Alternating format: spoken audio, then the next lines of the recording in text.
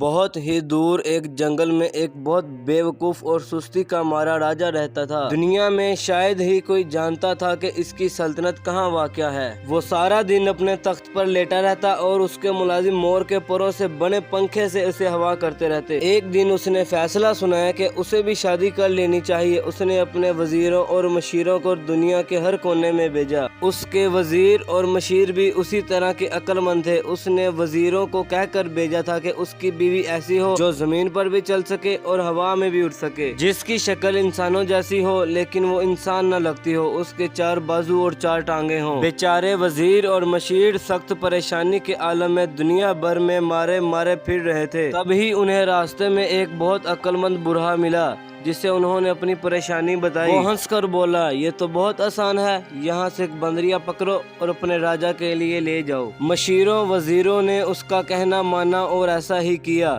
راجا نے بندریا کو دیکھا تو غصے سے کہنے لگا، تم پاگل ہو، یہ تو بندریا ہے۔ تو وزیروں نے راجا کو جواب دیا، راجا کا راج سلامت رہے، حضور نے جو شرطیں بتائی تھی اس پر یہی پوری اتری ہے۔ یہ دنیا میں واحد جاندار ہے جس کی شکل انسانوں سے ملتی ہے لیکن انسان نہیں ہے۔ یہ درختوں پر ایک درخت سے دوسرے درخت تک اڑ سکتی ہے اور زمین پر بھی آسانی سے چل سکتی ہے۔ یہ ٹانگوں سے بازوؤں کا کام لیتی ہیں اور بازوؤں سے ٹانگوں کا، اس لیے اس کی 4 ٹانگیں بھی ہیں اور 4 بازو بھی۔ واقعی راجا کی ساری شرطوں پر ایک بندریا ہی اتری تھی، لہذا راجا لاجواب ہو کر بے وقوفوں کی طرح انہیں دیکھنے لگا۔ پھر بندریا سے تو اس نے شادی کیا کرنی تھی، وہ ساری عمر کنوارا ہی رہا، لیکن لوگ بندریا کو نہیں بھولے اور راجا کی غیر موجودگی میں اسے بندریا کا شوہر بھی کہتے رہے۔